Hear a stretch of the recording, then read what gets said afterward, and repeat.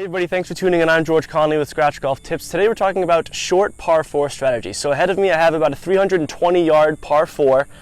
There is some water down the short left and down the mid left. So I'm going to be talking a little bit about how to choose club selection, and what I'm going to be doing for this hole is evaluating different shots off the tee. So first off, I could hit like a 7-iron out here, 170 yards, but that may lead to having too long in. That would be like an 8-iron in, and for a short par 4, I want to be taking advantage of it a little bit better.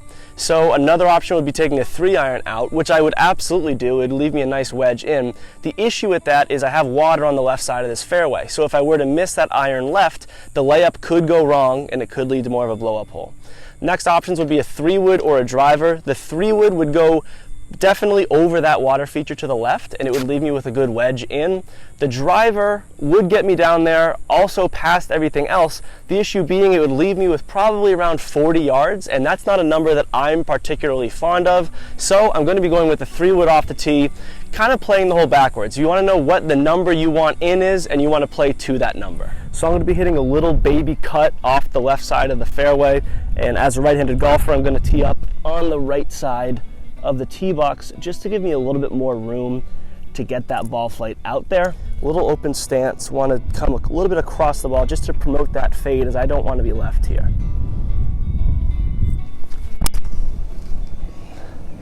Caught it a little bit low on the face, but it was dead straight. Gonna get a little bit of rollout, should be a nice number left in. All right, so I got the ball down there, past this water feature on my left, right down the center of the fairway. It was a safe shot. This is a comfortable yardage for me, right around 75, 80 yards. I'm gonna have that 60-degree wedge. It's the shot that I wanted off the tee.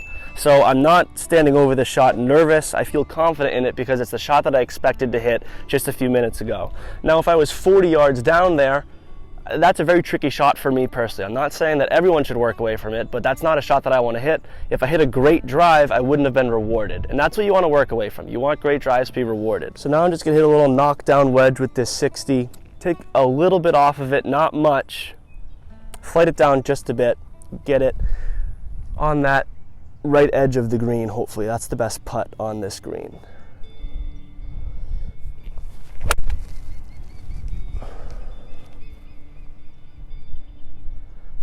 All right, just past the hole.